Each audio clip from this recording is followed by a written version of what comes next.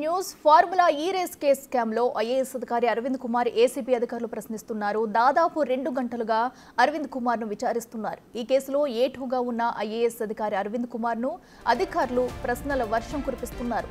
అరవింద్ కుమార్ ను ACB special unit enquiry చేస్తుంది. కేసుకు సంబంధించి ఆయన స్టేట్మెంట్ రికార్డు చేస్తున్నారు అధికారులు.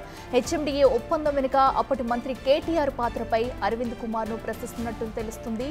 ఇక మరోవైపు ఈ కేసులో ఏ3గా ఉన్న హెచ్ఎండిఏ మాజీ చీఫ్ ఇంజనీర్ బిఎల్ఎన్ రెడ్డిని ఈడీ ఆఫీసర్లు ప్రశ్నిస్తున్నారు. దాన కిషోర్ ఇచ్చిన స్టేట్మెంట్ ఆధారంగా 2 గంటలుగా ఈడీ విచారిస్తుంది. కేసుకు సంబంధించి నిధుల దుర్వినియోగం, ఫెమా నిబంధనల ఉల్లంఘన లాంటి అంశాలపై కూపీ లాగుతున్నట్లు తెలుస్తుంది. విచారణలో భాగంగా ఆయన స్టేట్మెంట్ ను రికార్డ్ చేస్తున్నారు ఈడీ ఆఫీసర్లు.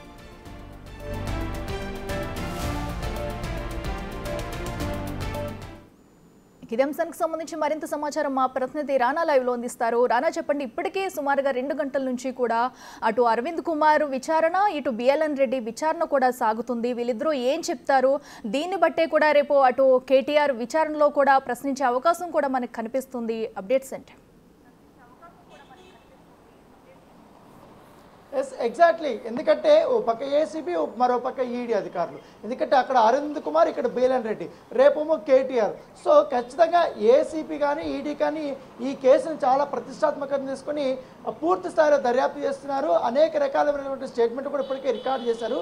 అయితే ఇవాళ బిఎల్ఎన్ రెడ్డి 9:40కి వచ్చిన తర్వాత 10 గంటలకి ఆయన విచారణ స్టార్ట్ అయింది. ఆల్మోస్ట్ ఇప్పుడు 2 అవర్స్ అయిపోయింది. 2 అవర్స్ కూడా అనేక క్వశ్చన్స్ కూడా వేసినట్టుగా మనకు సమాచారం అవుతుంది. ఎందుకంటే ఇప్పటికే దాదాపు 10 క్వశ్చన్స్ వేశాడు. 10 క్వశ్చన్స్ కూడా కొన్నిటికి మాత్రమే ఆయన సమాధానాలు చెప్పాడు. మిగతా అంతా కూడా దాట వేసినట్టుగా తెలుస్తుంది. నాకు సంబంధం లేదు అప్పుడు జరిగినటువంటి ఒప్పందాలు. కేవలం నాకు ఆదేశాలు వచ్చినప్పుడు మాత్రమే వాటిని ఇంప్లిమెంటేషన్ చేయాల్సిన బాధ్యతలో నేను ఉన్నాను. కానీ ఎక్కడా కూడా మేము అవినీతి చేయలేదు. మా అకౌంట్లకు కూడా డబ్బులు రాలేదు, వేరే అకౌంట్లకు కూడా వెళ్ళలేదు. ఇది కేవలం ఈఎఫ్ఓ అకౌంట్కి మాత్రమే వెళ్ళిందనేసి కూడా ఆయన చెప్తున్నటువంటి నేపథ్యంలో ఈడీ అధికారులు మాత్రం మొత్తం హెచ్ఎండిఏకి సంబంధించిన అంశంలో బిఎల్ఎన్ రెడ్డి చీఫ్ ఇంజనీర్గా ఉన్నప్పుడు ఆయన తీసుకున్నటువంటి డెసిషన్స్, దాంతోపాటు విదేశీ కంపెనీకి డబ్బులు ట్రాన్స్ఫర్ చేశారు కాబట్టి వీళ్ళు పాటించినటువంటి ప్రమాణాలు ఎటువంటివి అనేది కూడా ఇవాళ క్వశ్చన్ చేశారు. మీరు ఏ త్రూ ద్వారా కూడా మీరు ఈ యొక్క అమౌంట్ అంతా కూడా పంపించారు. దాంతోపాటు అరవింద్ కుమార్ మీకు చెప్పినటువంటి ఆదేశాలు ఏంటి? మొదటగా సో ఏమని చెప్పాడు, ఏ అకౌంట్కి పంపించమన్నాడు. దాని తర్వాత మీరు ఎందుకు మొత్తం అమౌంట్ అంతా కూడా 2 దఫాలుగా చెల్లించారు కాబట్టి ఒకటే అకౌంట్లోకి వేయకుండా మళ్ళీ తర్వాత ఎందుకు లిక్విడ్ క్యాష్ రూపంలో కూడా పంపించారు. దాంతోపాటు ఈ విదేశీ కంపెనీలకు ఎప్పుడైనా చెల్లించేటప్పుడు మస్ట్ అండ్ షూట్గా ఆర్బీఐ నుంచి కూడా పర్మిషన్ అనేది మస్ట్ అండ్ షూట్గా.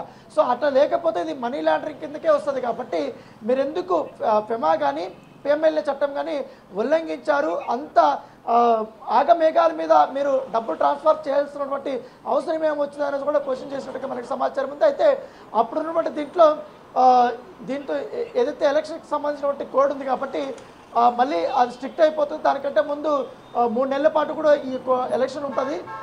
దానికంటే ముందు ఈ యొక్క ఒప్పందాన్ని పునరుద్ధరించుకోవాలనే ఉద్దేశంతోనే మాకు కేటీఆర్ ఇచ్చినటువంటి ఆదేశాల మేరకు మేము పని చేసినట్టుగా ఆయన చెప్పారు. కాకపోతే ఎక్కడా కూడా నేను అవినీతి చేయలేదని కూడా అతను చెప్తున్నాడు. కేవలం అరవింద్ కుమార్ అండ్ కేటీఆర్ చెప్పిన దానివల్లనే నేను పాటించాననేసి కూడా ఆయన చెప్తున్నాడు. అయితే బిఎల్ఎన్ రెడ్డినే అరవింద్ కుమార్కి ఫైల్ పంపించినట్టుగా తెలుస్తుంది. ఎందుకంటే వాటి మీద అథారిటీ సైన్ ఆయన చేయాలి కాబట్టి ఆయనతో చేయించారు. తర్వాత కింద స్థాయి ఉద్యోగులతో కూడా ఆయన కొంచెం ఒత్తిడి చేసి మొత్తం చెక్స్ రెడీ చేయించడం కానీ, ఆ పేపర్ వర్క్ చేయించడం కానీ ఇవన్నీ కూడా చేసినట్టుగా మనకు సమాచారం అవుతుంది.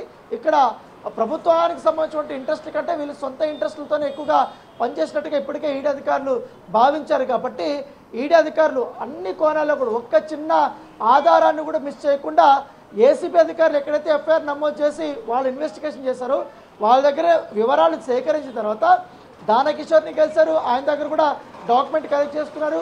ఏసీబీ కార్యాలయానికి వెళ్ళారు. అక్కడ కూడా అన్ని చెక్ చేసుకున్నారు. ఇప్పుడు బిఎల్ఎన్ రెడ్డిని అఫీషియల్గా ఇంట్రాగేషన్ చేస్తున్నారు, అంటే ఎంక్వైరీ చేస్తున్నారు. సో ఈ ఎంక్వైరీలోనే వాళ్ళకి లభించినటువంటి ఆధారాలను ఆయన ముందు పెట్టి క్వశ్చన్ చేసినట్టుగా మనకు సమాచారం అవుతుంది. ఈ వేళ ఎందుకు మీరు చేయాల్సి వచ్చిన అవసరం ఏముందని కూడా క్వశ్చన్ చేస్తున్నారు. ఆర్బీఐ కూడా ఇప్పుడు ఫైన్ వేస్తుంది కాబట్టి దీనికి మీరు ఏ సమాధానం చెప్తారు? దాంతోపాటు మీరు ఇక్కడ ఉల్లంఘన జరగలేదని చెప్తున్నారు కాబట్టి ఇక్కడ ఇంత ప్రత్యక్షంగా అకౌంట్ నుంచి ఆ డబ్బులు పోయింది, ఈ బ్యాంక్ నుంచి ట్రాన్సాక్షన్ అయింది, ఈ మార్గం నుంచి డబ్బులు పోయింది అనేది కూడా ఎవిడెన్స్ ఉన్నా కూడా మీరు ఎందుకు దాటవేస్తున్నారు, ఎవరిని కాపాడాలనుకుంటున్నారు అనేది కూడా క్వశ్చన్ చేసినట్టుగా మనకు సమాచారం ఉంది.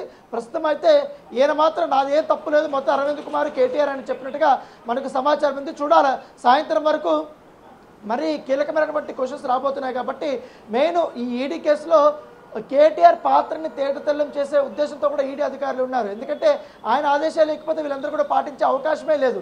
సో పైగా హెచ్ఎండీకి సంబంధం కూడా లేదు, అమౌంట్ పంపించాల్సిన అవసరం కూడా లేదు.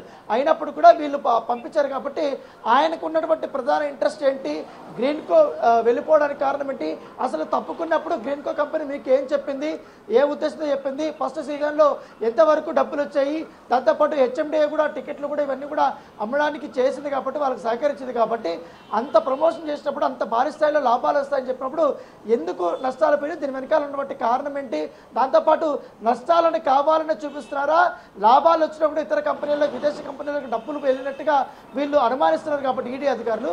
దాని దగ్గరికి ఇప్పుడు నిన్న ఏసీపీ అధికారులు కూడా గ్రీన్కో సంస్థ వాటిలో కూడా సోదాలు చేశారు కాబట్టి ఇప్పుడు ఈడీ అధికారులు కూడా సోదాలు చేయడానికి నిర్ణయించుకున్నారు. ఇప్పుడు వీళ్ళు ఇచ్చే స్టేట్మెంట్ బేస్ చేసుకొని మొత్తం వాళ్ళ దగ్గర ఉన్నటువంటి ఎవిడెన్స్లో మొత్తం కూడా క్రోడీకరించుకొని తదుపరి యాక్షన్ అనేది ఉండిపోతుంది. చూడాలి.